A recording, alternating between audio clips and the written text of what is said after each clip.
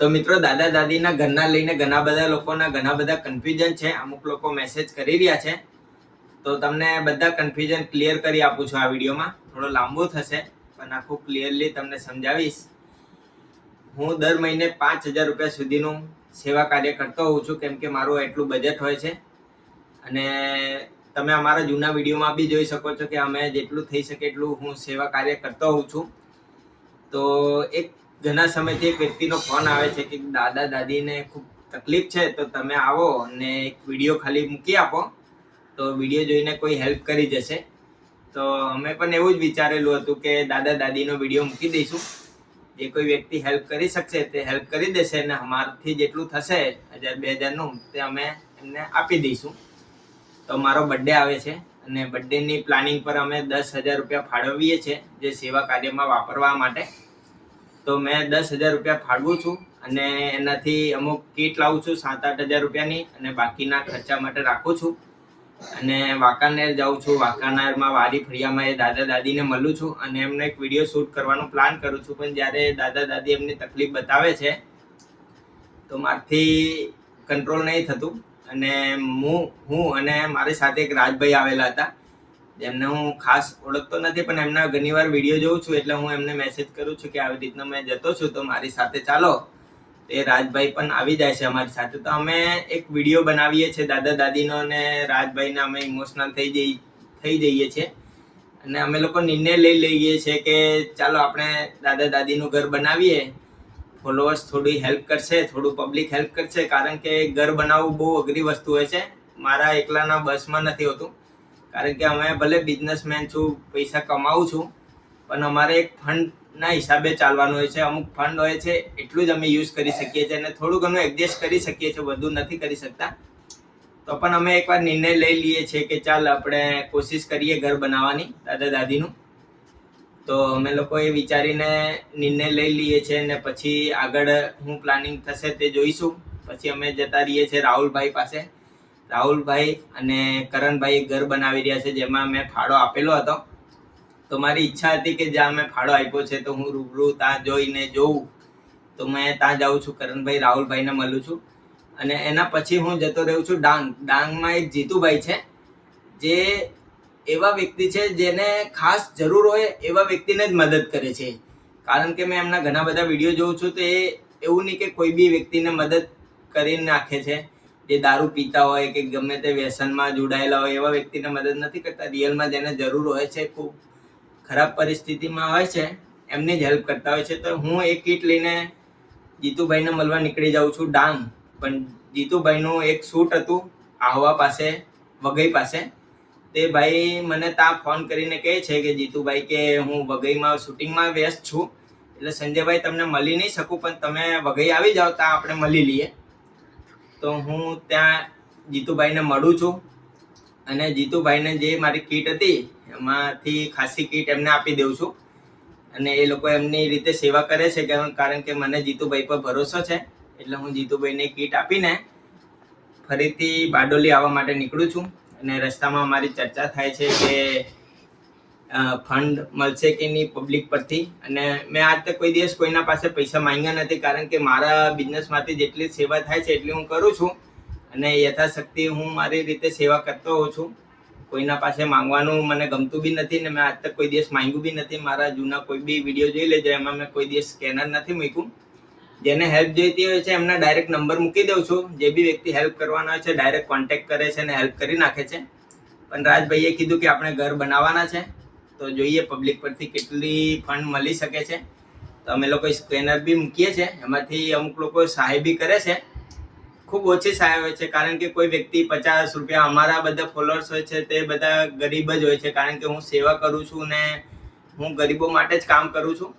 એટલે અમારા જે બી ફોલોઅર્સ છે તે એટલી યથાશક્તિ પ્રમાણે 50-100 રૂપિયા નાખી દે છે.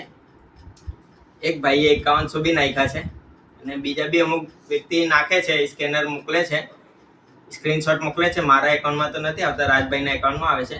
આખું હેન્ડલિંગ રાજભાઈ જ કરે છે. તો જે કંઈ મોકલી રહ્યા છે ઠીક છે. તો અમે લોકો કોન્ટ્રાક્ટરને લઈને જઈએ છીએ, એમનું ઘર બતાવીએ છીએ. ઘણા બધા લોકોના અમુક નેગેટિવ સવાલ છે, એના બી જવાબ આપી દઉં.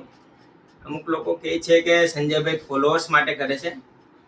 એવું નથી હોતું. સેવા કરવાની એક ઈચ્છા હોય છે મિત્રો ફોલોઅર્સ માટે. હા, ફોલોઅર્સ વધારવાની ઈચ્છા હોય છે, કારણ કે અમારી દુકાન છે, જેટલા વધારે ફોલોઅર્સ હોય એટલા અમારા દુકાનમાં ગ્રાહકો વધતા હોય છે.